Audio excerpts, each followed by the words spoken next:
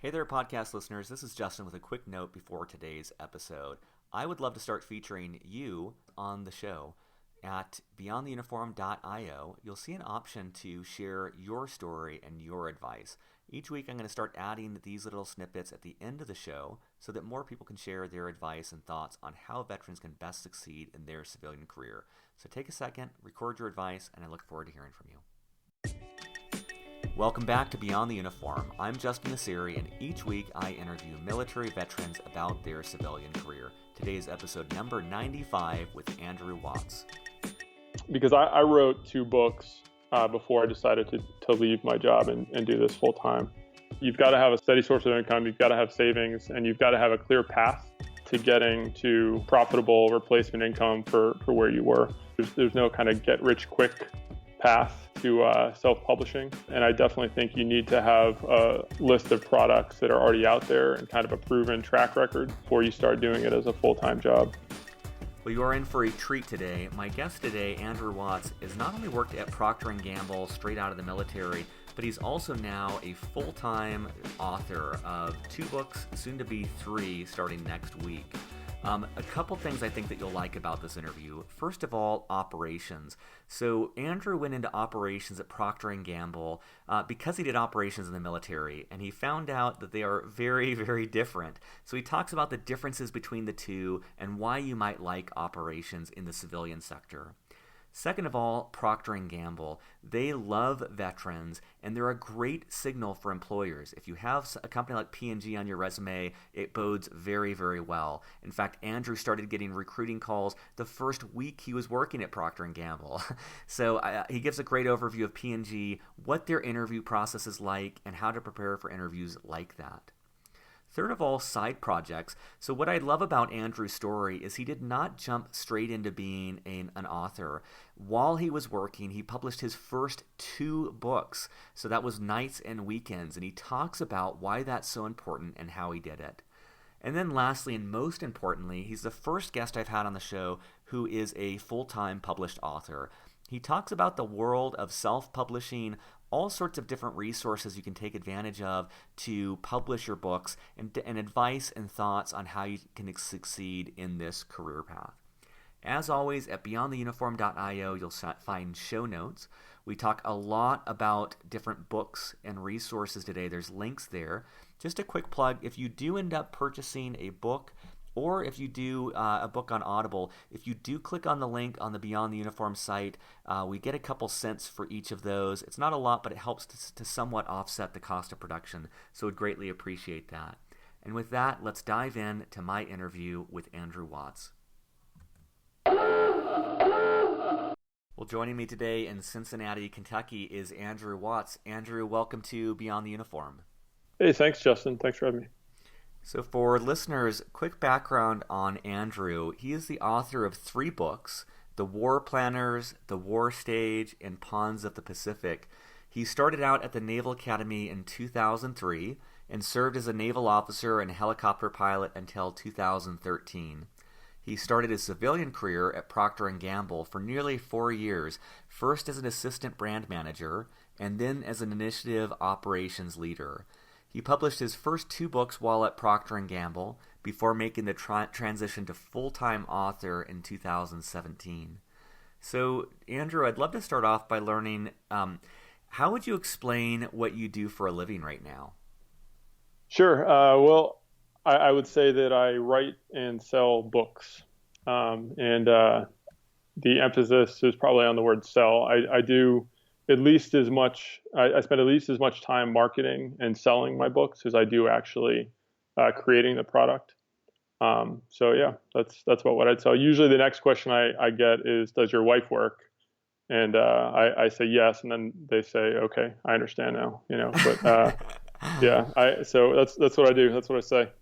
I'm just curious on that. Do you think for a veteran listening who's an aspiring author, how essential is it to have some other source of income, be that family wealth or a spouse that's working or significant savings? How vital is that? I think it's crucial. So you'd spoken to me a little bit about the types of things that we would discuss. And I think one of the things that triggered for me was, what advice would I have for somebody else, that might be considering this? And I would say, because I wrote two books before I decided to leave my job and do this full time. And I think you've got to have either, a spouse. Well, you've got to have kind of all of it. In our case, we have multiple things, but you've got to have a source of income, steady source of income. You've got to have savings, and you've got to have a clear path to getting to, profitable replacement income for where you were. So yeah, I think it's not an easy, there's no kind of get rich quick path to self-publishing. And I definitely think you need to have a list of products that are already out there and kind of a proven track record before you start doing it as a full-time job. I have so many questions along that line, but let me just back up first and take us through how you decided to leave the Navy. Sure. So it was 2013 when I got out. We must have decided the year prior, but I was a flight instructor for my kind of middle assignment. I started off at HSL 46 out of Mayport, Florida. I then went and was a flight instructor down in Pensacola, Florida. So I was teaching Navy, Marine Corps, and Coast Guard student pilots how to become helicopter pilots. And then my last assignment, which was 2012 to 2013, was on the USS Enterprise. So it was on an aircraft carrier, and we were pregnant with our second child. So my daughter, our second child, was born 2 weeks prior to my deployment, and I was gone about 10 months out of that year. So when I came back, my daughter was 8 months old. My son was almost 3 years old. And we were just, we were getting to that point in our lives where we were having kids, and it was getting harder and harder to do those long deployments. And I know so many military families understand that tough period, when you're having kids and having to manage all those deployments. So for us, that was kind of the main reason. We just wanted to be able to see each other more often as a family. And the other piece of that was that while I was a flight instructor, I got my MBA at the University of Florida, and I really enjoyed a lot of the business-based classes that I took. So I wanted to try something in the business world to hopefully one day, run my own business or own my own business. And I believe you had about 3 months between ending active duty and going on to P&G. What led you to Procter and Gamble? How did you end up going there? Sure. I don't think, I think 3 months is probably maybe average. I'm not really sure, but for me, that was about as quick as I could do it. I spent all 3 of those months interviewing with a zillion different companies and going to different career fairs and doing phone interviews and preparing. I mean, finding a job out of the military is in itself, I think, a full-time job. So I looked at a lot of different types of work. I think, one of the roles that I was kind of drawn to at first was operations manager. And I think coming out of the military, I worked in operations, which the word operations in the military is something totally different than in the private sector. So I think, hey, they have the same, it's the same word, so it must be the same thing. I think I kind of had that idea, but once I, found out what it actually entailed in the private sector, I think I had a lot of training and education just in learning about what types of functions are out there in private sector jobs. Well, let me just interrupt you there for a second. How would you explain for someone listening, like what does operations at Procter and Gamble, or more broadly in the civilian sector, what does operations mean to you? Yeah, so in the Navy, I think operations is whatever your unit is currently doing. So it might be it might be a flight schedule, or it might be unit movements, mobility through a certain area, and any type of operations that your military unit is conducting. However, for P&G, I would say operations management is more of a Excel-based scheduling, working with supply chain and project management, program management type function. And it is, I think, a lot, whereas I thought that it was kind of like program manager, project manager, I thought that was kind of the person in charge. I think depending on what type of company you go into, they have different functions that are usually groomed for the executive roles. So at Coca-Cola, for instance, where there's one or two main brands in their suite of products, they're very risk averse. They usually put a finance expert in charge of their company, and all their executives are made up of finance type people. In consumer product goods companies that have a larger group of products, like a Unilever or a Procter and Gamble, the brands, their suite of brands, are really what make the company. It's really what sets them apart from your generic, store brand. So in order to succeed, you have to have experts in marketing and brand management. And so I think, getting back to your original question, that's what drew me into the brand management role at Procter and Gamble, is when I did go to those career fairs and I started to learn about the brand management career path, particularly in large consumer product goods companies. It was that leadership role that I craved. Being an officer in the military for about 10 years and wanting to groom myself for potential business ownership someday. I saw that as the best path to get there, being an ABM at Procter & Gamble. And was it through a career fair that you found Procter & Gamble? Yes, the Service Academy Career Conference, so it's open to graduates of service academies, was the conference that I attended, and I found out about P&G. I shouldn't say found out about it. That's where I first contacted them about the job, and that's what led me to the interview process. However, my wife will yell at me if I don't mention this. She grew up a mile away from Procter & Gamble's largest North America plant, which is in the Poconos in Pennsylvania. It's in Tunkhannock, Pennsylvania, in the town of Mahoupany. So she had grown up with P&G folks. It's a very small town. I think there was one, red light in her town. And she grew up with a ton of P&G folks because they've got thousands of people at that plant. And she'd been telling me, since I'd known her in the year 2000, that they loved military folks. They love ex-military folks because they know that they work hard, they're disciplined, and they are great performers. So P&G goes out of its way to hire military veterans. And they've got a great network of military veterans in their company. So when I went there, my wife called me before I went to the career fair, and she made sure that I would visit the P&G tent. And I kind of rolled my eyes and said, okay, sure. And then I went and talked to them, and I'm like, wow, this job sounds awesome. I really want to do this. And so it worked out. It's funny because when I first started Storybox, one of my advisors had told me, he said, look, if you can do a case study, if you can work with Procter & Gamble and have them as a client for Storybox and do a case study, every brand will want to work with you because every brand respects P&G, and they're just such a trendsetter within the world of marketing. And I imagine the same is also true when it comes to resume fodder, when it comes to having some branding on someone's resume. I think Procter & Gamble is such a well-known, such a well-respected brand. It seems like a great spot to start one's career because it really puts that stamp of approval on you in addition to the military, and I imagine opens up a lot of doors if you had continued, climbing the corporate ladder. So I was at P&G for about a week before I started getting headhunters calling me to try and move me to a new company in the ABM role.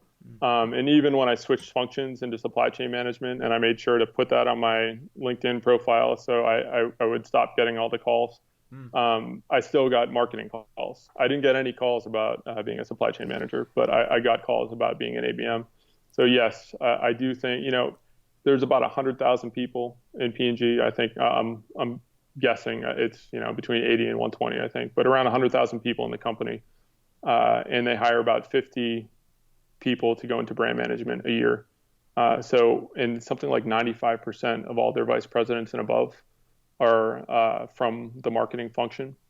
So it really is a great place to be, and they've got great training.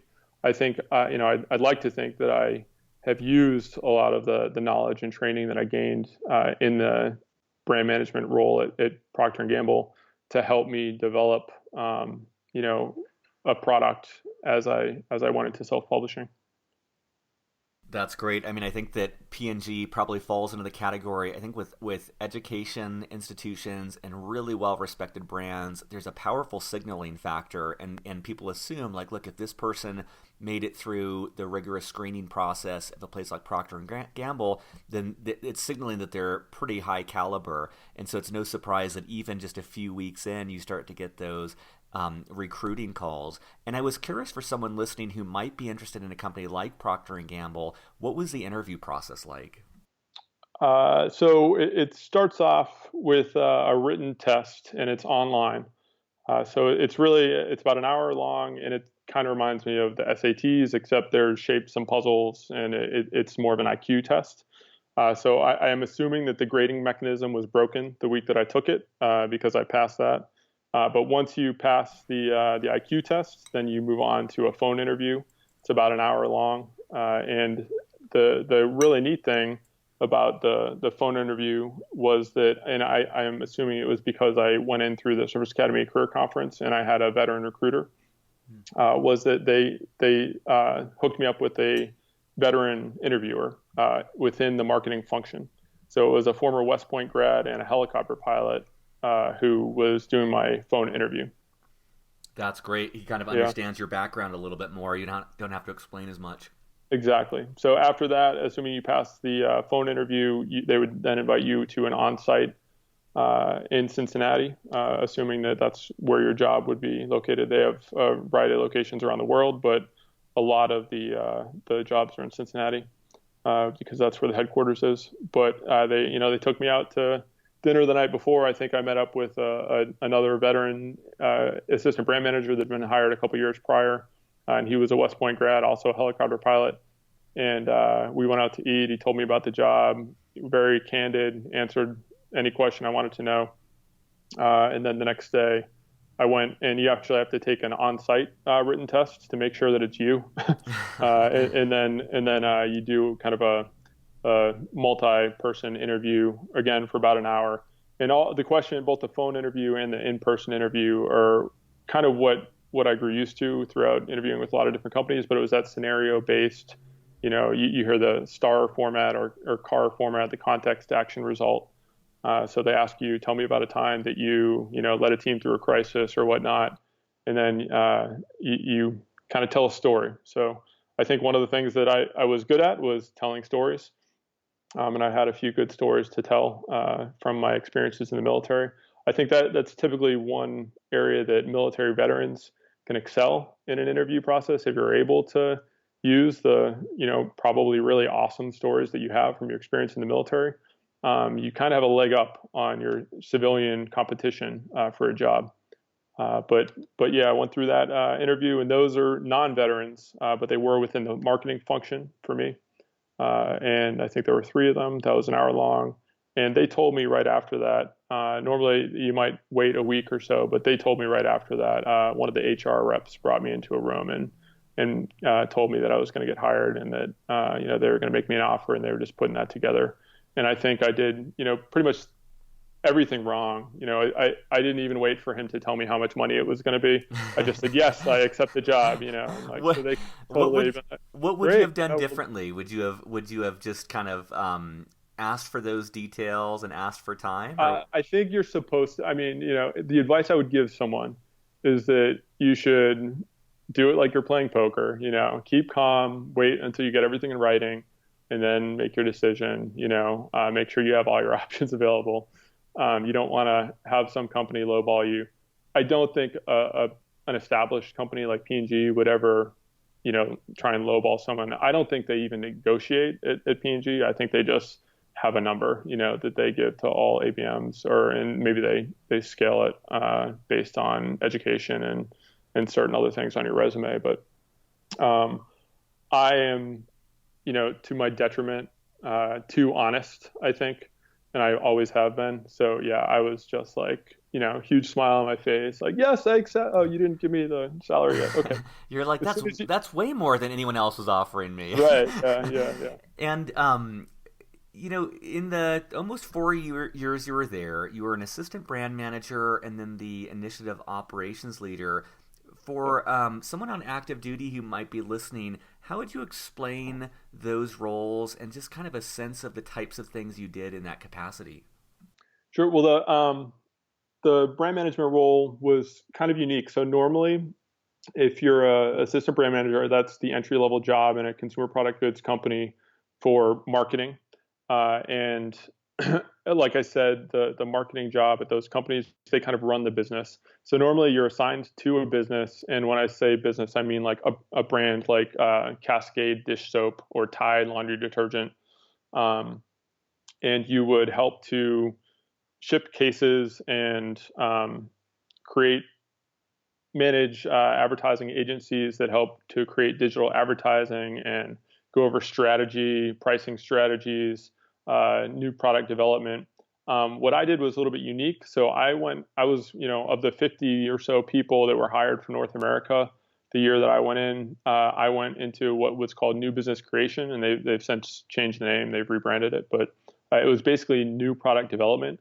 So the section I was in, I think at the time I was the only ABM in this, organization of about 70 people, and our mission was to develop the next $1 billion brands that P&G was going to invest in. So we had, maybe a portfolio of about 10 to 20 different products that we were working on developing. So we had a lot of R&D folks in that organization. We had design folks, we had finance people, and consumer market researchers. So those are the kind of people that do consumer research and interview consumers and ask them about what they like about a product and whatnot. And I worked with all those functions, and also helped to manage the advertising agencies as we developed these new products. That was a really neat job. I got to travel around the country and even around the world in some cases as we worked on designing and creating new products. I helped to create TV commercials and email marketing campaigns and interview consumers and go into people's homes and do a lot of kind of behind two-way mirrors, listening to focus groups and whatnot, in order to develop like the right messaging and concepts for these products. But it was a lot of fun. I learned a ton. And one other thing I should mention, and as you go into some of these real solid companies that have roles that they're known for, like the marketing jobs at P&G, they have a great training program. So I was able to go to multi-week courses on how to create advertising copy, how to critique advertising copy, and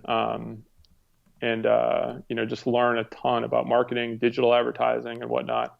So that was really beneficial to me again as I started to kind of do something for myself while I was working there.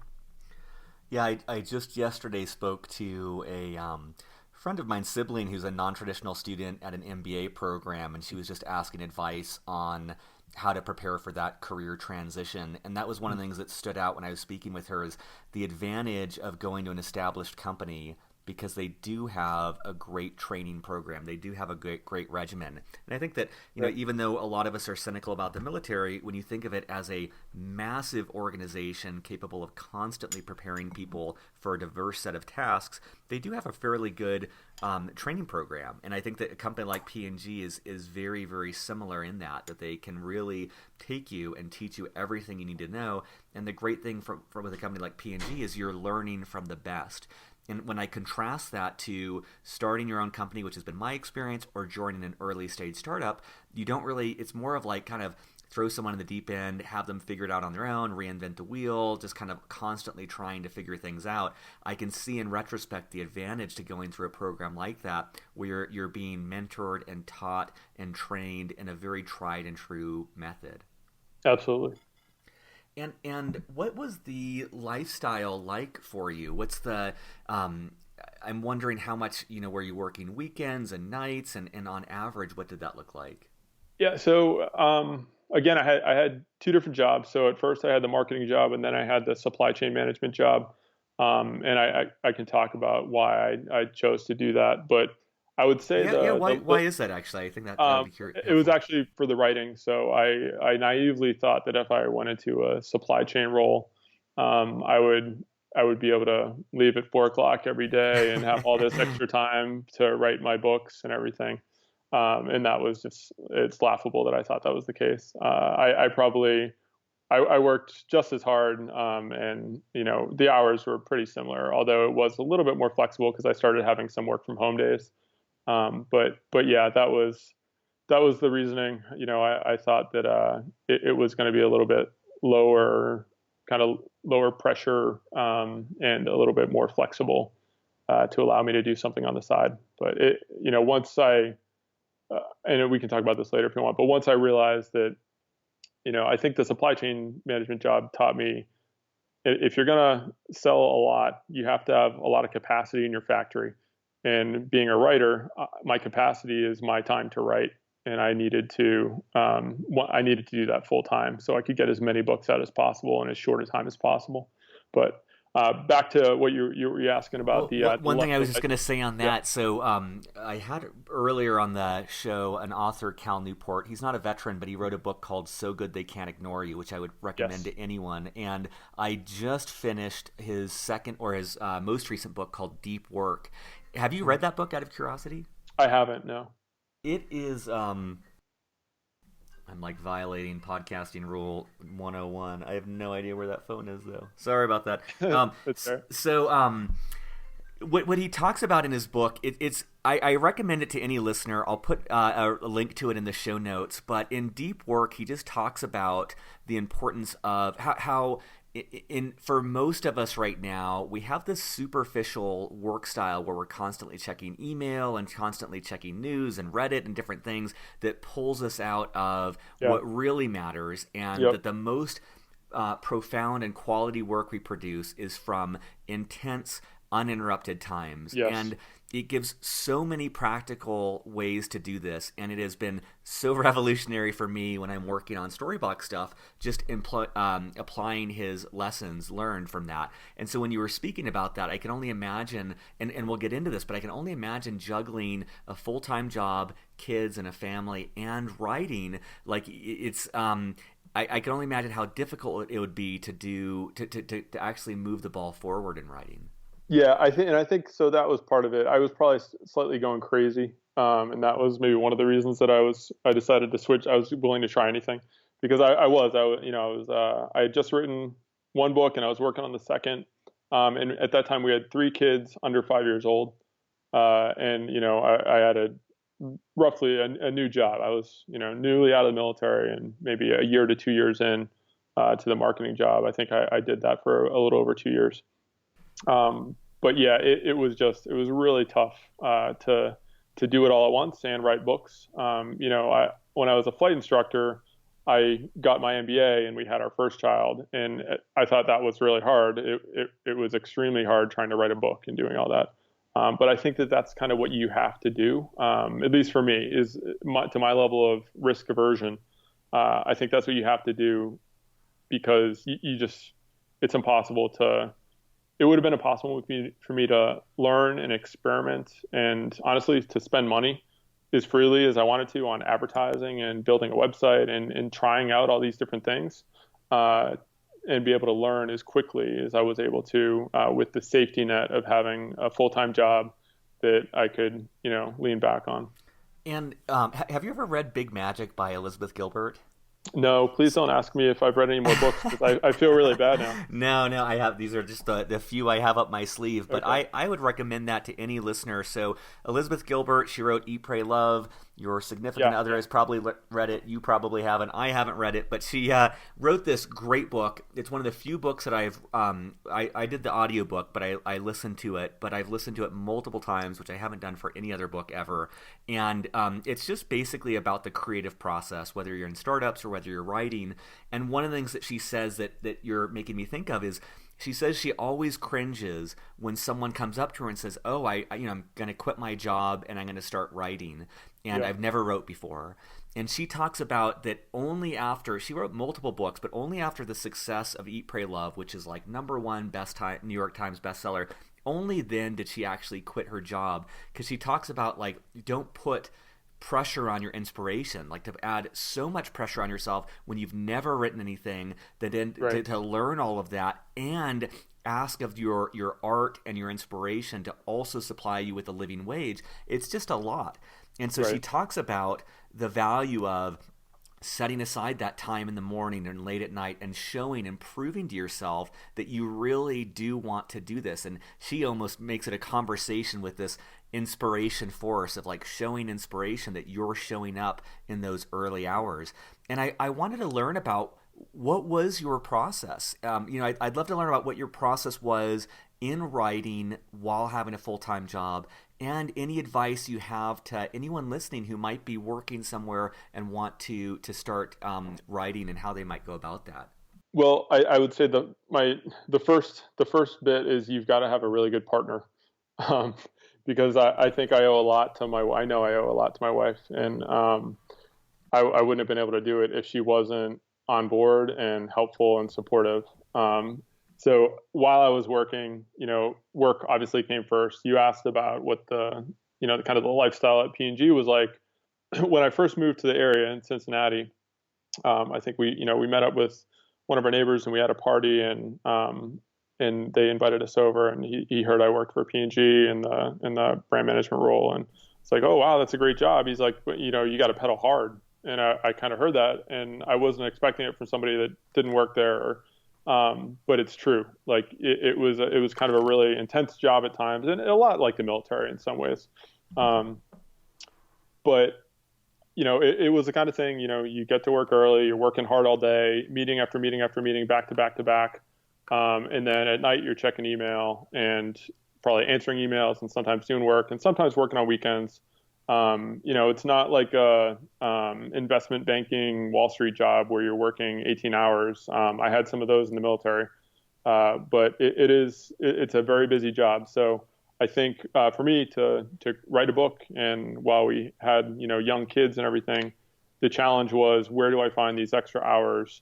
And it was sleep. It was any free time that I possibly would have had to go to that. And then it was on the weekends, where do I want to sacrifice, and how much pain is my wife willing to sacrifice so that I can do something that I am trying to kind of move forward, not only to help myself, for a hobby. I think at some point over that first year, I realized like I could really see myself doing this long term. And after having conversations with my wife about that, she was supportive, and we realized like, okay, let's just like, when I got an MBA, she was willing to help pick up the slack. Now Molly, my wife, has a job. She works from home and does contract work for the Kaiser Family Foundation and a few other clients, but she does healthcare policy work. So it was important that there is also income from her, and she was able to help us out that way when I made the transition to full time. But it was a give and take, and definitely a partnership. And I would stay up at night, sometimes in bed, after she went to sleep, and I'd be right until midnight and get like an hour and a half in there. If I could just get 500 to 1,000 words a day, I would be moving the football forward, and any progress was helpful. But I think one of the things I did is I tried to use what I learned at P&G in how to develop a new product. So we have something at Procter & Gamble that they call a TLE, a transactional learning experiment. So it's basically like a test market, only it's a test market where you're actually selling something to people. So I thought the best way I could learn how to write books and how to self-publish was just write something short and put it out there and sell it and start selling it. And maybe people will hate it, maybe nobody will read it. But at least I get something. I would get something out there. So I think that probably took me, about 3 to 4 months to actually write a short story, a novella, and put it out on KDP, Amazon KDP, Kindle Direct Publishing, and just see what happens. So it really was a learning process, kind of a hard process of balancing all the different parts of our lives. But I think if it's something you really want. Everyone in the military has worked hard, so it was just a matter of gritting my teeth and doing it and finding the time and sacrificing any TV show or, any personal time that I might have had. Sometimes sacrificing workouts. And for listeners at beyondtheuniform.io, I'll add in the show notes links to Kindle Direct Publishing and everything else that we're talking about. One thing that makes me think of, Andrew, is another aspect of this book, Deep Work, is just the realization. I think we all know this intuitively, but when we have boundaries, we tend to work more efficiently. Mm-hmm. And I know that what you're doing took an immense amount of time, but I also know that, or I would imagine that, because you had this purpose, because you were like, look, it's my family, my job, my writing, I'm imagining you said no to a lot of fluff that wasn't necessary in your life.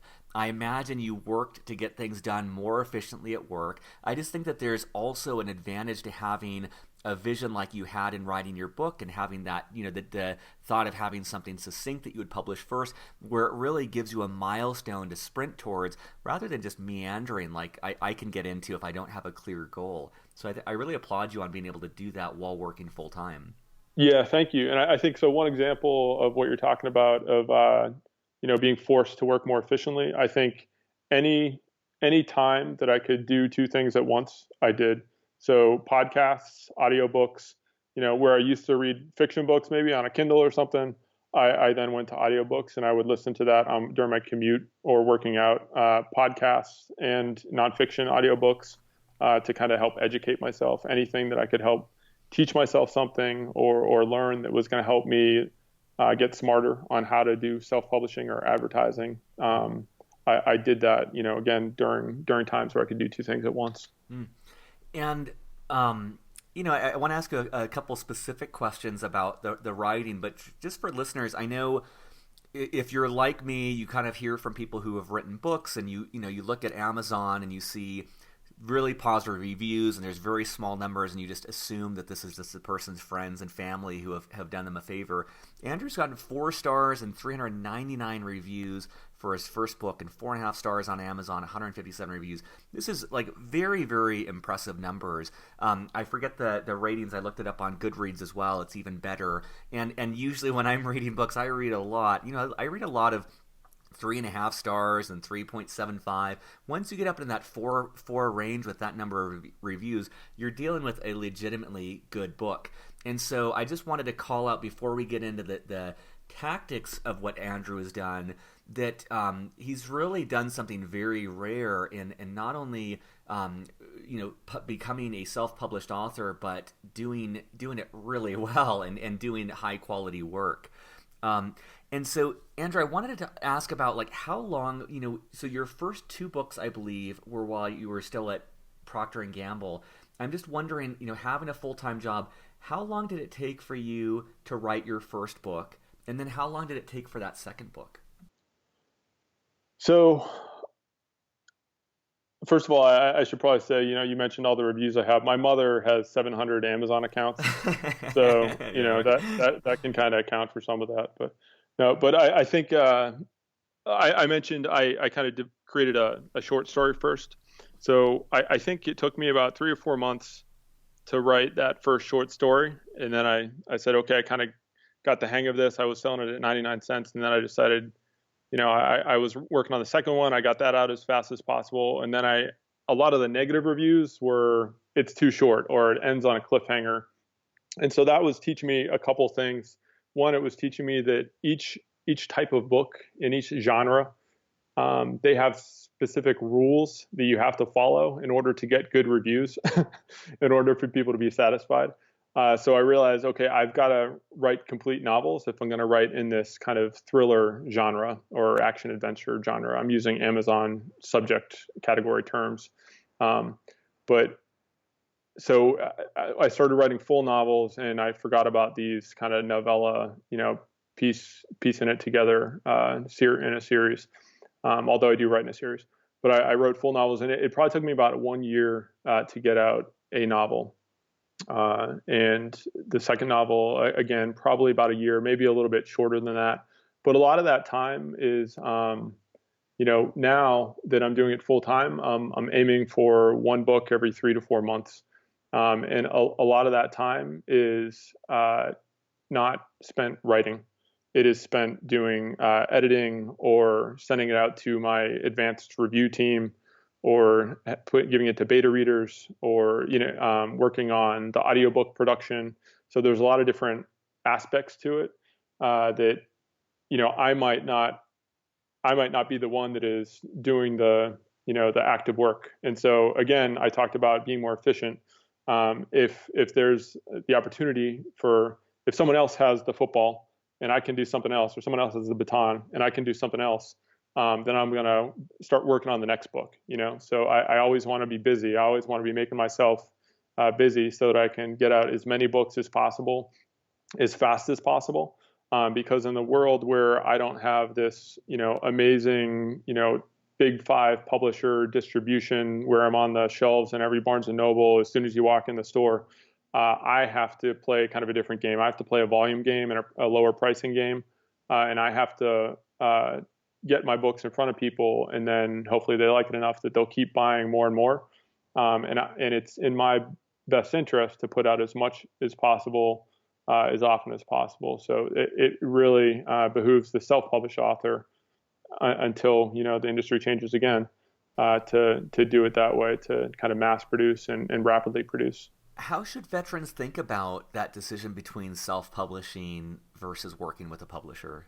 I would say that in this day and age, I would not recommend even writing. I've never written a letter to an agent. I've never written a letter to a publisher. And I would recommend doing the same thing to anyone that's thinking about trying writing. And is the main difference, it seems to me that the publisher brings to bear, or ostensibly they bring to bear, the power to get your book out there. Basically, what they're bringing to the table is maybe some editing and review, but mostly the promotion. Is that right? Yeah. So I guess a publisher would potentially, depending on the investment they put behind you, they would be paying for the editing, but really it's distribution and marketing spend. So one of the things I learned in my various jobs at P&G is the number one driver of sales for a product is distribution.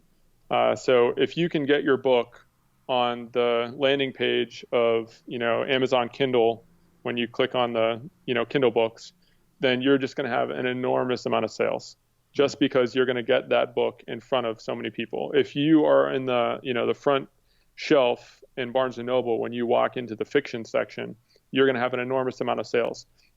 One of the things I worked on was volume forecasting when I was in marketing at P&G.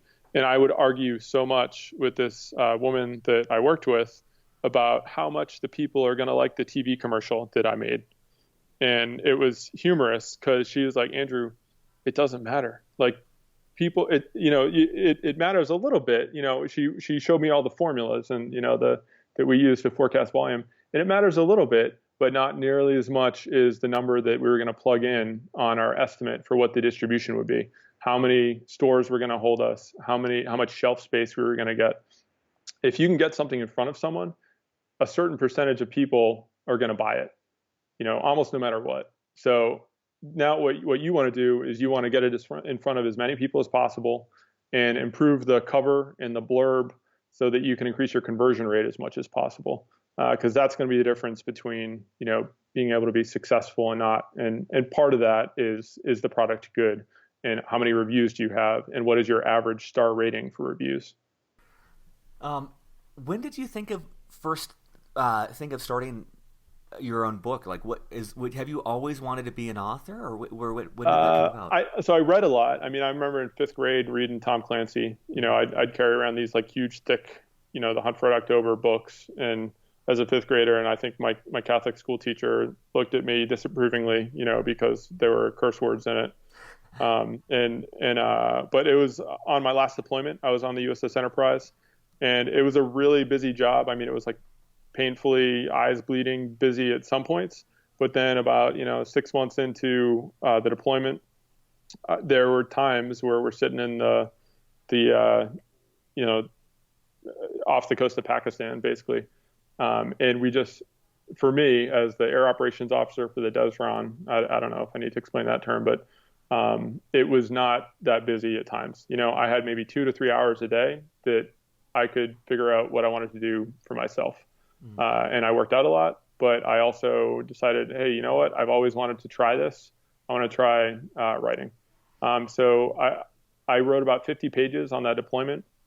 And then when, I think I just shelved it when I came home and started looking for a real job. I looked at, when I was looking for jobs, one of the types of jobs that I looked at was actually franchising. So I knew I craved owning my own business and running my own business, but the capital investment for a franchise, giving away a lot of your revenue to somebody else that actually owns the franchise, that didn't appeal to me. So I didn't think that there was any skill set that I had developed enough on my own that I could start my own business. So my wife's friend, so my wife went to Princeton. She played field hockey there, and one of her good friends is writing a nonfiction book. And she had finished the book. She went away for the summer, wrote this book, and I happened to say, I wrote about 50 pages of this fiction book when I was on the aircraft carrier on my deployment. And she's like, you have 50 pages written? She's like, you should totally publish that, And I was like, I don't know. And she's like, no, you should. And I was like, yeah, that's a good idea.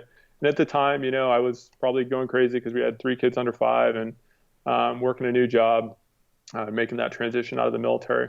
So I said, you know what, I want this a lot, and I dedicated myself to it. But yeah, I think it became a little bit of an obsession, a little bit of a hobby. And then eventually it became like, this is what I want to do. There's so many different questions I want to ask, and I know we've only got about 5 to 10 minutes here. Maybe just briefly, for a veteran who's listening to this, who's thinking of a career as a writer, what resources would you recommend to them? Is there any particular book or website, courses, podcast, anything that you think they should check out?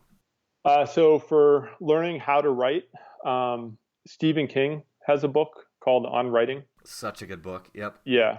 So I would recommend that one. I thought that was really good. And for self-publishing, there's the Creative Pen. So you can just search the Creative Pen. But there's a woman named Joanna Penn who is well known in the self-publishing world for how to do it. She's tried everything. She left a 6-figure consulting job, like a tech consulting job, maybe 5 or 6 years ago, and just wanted to be an author. So she started doing that, and she kind of blogged about it, and now she's back making like double what she was making because she's doing all the right things, and she's telling everyone how she's doing it. Mark Dawson is another good person to search. So he is a thriller writer. He's big on Amazon. He started self-publishing again, probably like 5 years ago, maybe. I think he's probably making 7 figures through writing, thriller books and self-publishing those. But again, he's got like 20 books out. And he was a former lawyer. But he creates courses and teaches people how to do Facebook ads, how to use email lists, and how to sell your books. He also, I think, has a starter course on like how to self-publish for beginners. So that would be a good one to look at. This is great. I'm wondering, how do you structure your day, a typical day, especially, I think this applies to entrepreneurs and authors where you have an open landscape. How do you structure your day, and any advice to aspiring authors about how to best stay on task? Yeah, so I think you hit the nail on the head when you were talking about how you need uninterrupted time because you're a lot more productive that way. So if I'm actually writing really writing the first draft, I have to have uninterrupted time where multiple hours. And I might go in like hour spurts and then take a little break and then go back. But if I'm kind of in the zone, then I can write 1,000 to 1,500 words per hour. But if I'm not, if I'm being interrupted, or if, again, like you were saying, if I'm like checking the news or the NFL draft or something, anything that can distract me. Then that word count will just shoot down, and that really kills my productivity. The other thing that is hard, I have to be disciplined about is not checking my sales too much or not checking my advertising, ROI like throughout the day and see what's my cost per click at that second. So things like that can be a distraction. So you really do have to tune out everything. And to answer your question, so we probably get up with the kids anywhere between 6 and 6:30. Do some, help the kids get ready, do all that house stuff. And then I'm hoping to be back upstairs. So I have a little desk in my master bedroom. My wife has an office right next to the master bedroom. So we work like I joke around that she's my new office boss. So I work in my bedroom.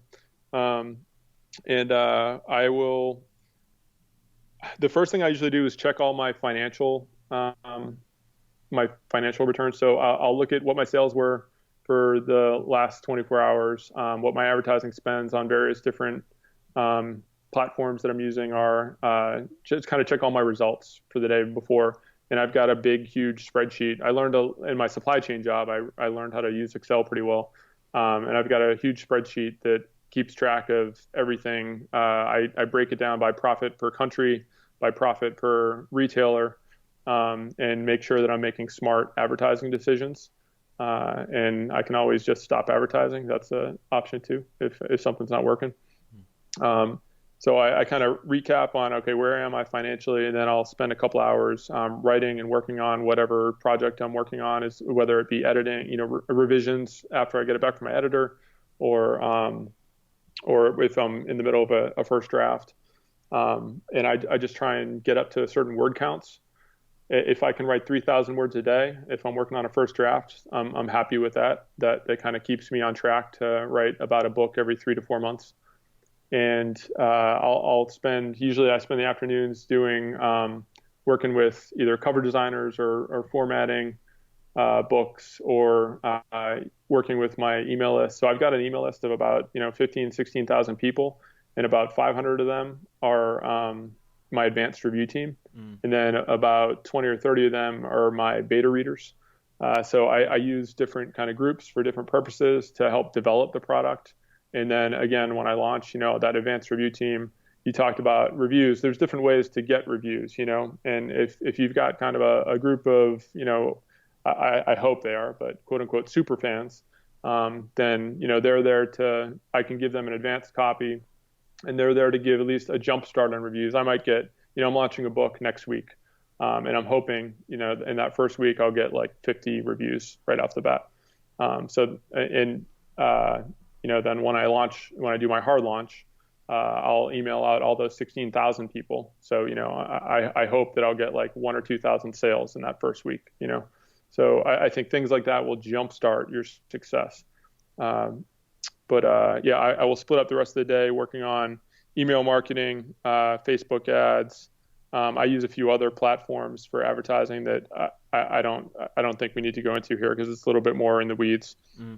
I'm just realizing as you say all this, like it really is. You are a one-man business. This is like yes. This is everything you're describing is a small business that any other business has to do, and it's kind of like you're responsible for all of those. And I can imagine how challenging that would be, but also how fulfilling it would be to just be able to have complete creative license in every aspect of this. It's awesome. But I mean, I live by that creative license and I die by that creative license. So hopefully I learn and make good decisions. But yeah, I mean, I've got a book cover designer in the UK, my formatter is in Australia, my editor's in Michigan. Like, I mean, the world is flat, I read that one. So you can, anybody can do this.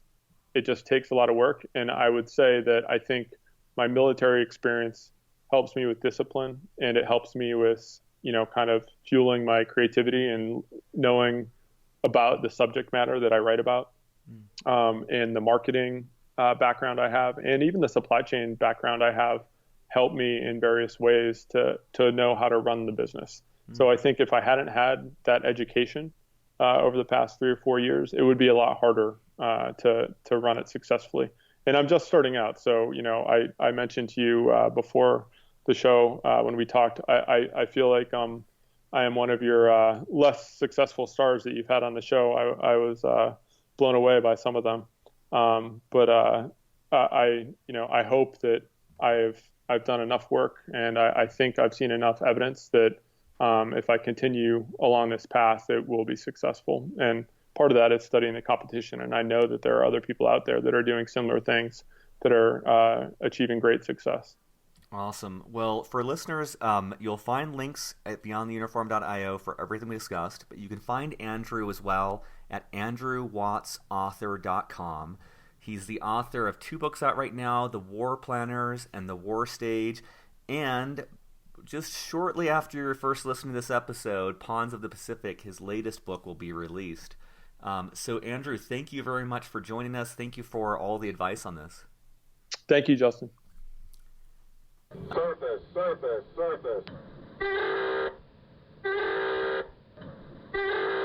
All right, vet friends, a few other quick announcements before signing off. A reminder at beyondtheuniform/your advice on the website, you'll be able to record your own thoughts, your advice for other listeners. I'll start posting those at the end of each episode. Second, if you're not part of our newsletter just yet, definitely sign up. That's the primary method I use for communicating. Third, audible.com. Thank you for sponsoring this episode. For listeners, if you go to beyondtheuniform.io/books, not only can you get a free audiobook from audible.com, absolutely free, no strings attached, but we also get a commission every time you sign up, regardless of whether or not you continue. That's one of the ways I'm trying to offset the cost of it's about $100 or $200 a month to keep the show going. So helping out there would greatly move the show forward. Lastly, every resource mentioned on the show today, all those books, all those resources, beyondtheuniform.io. Look at the show notes for Andrew, and you'll see everything you need to know there. Thanks. Have a great week, and keep the feedback coming.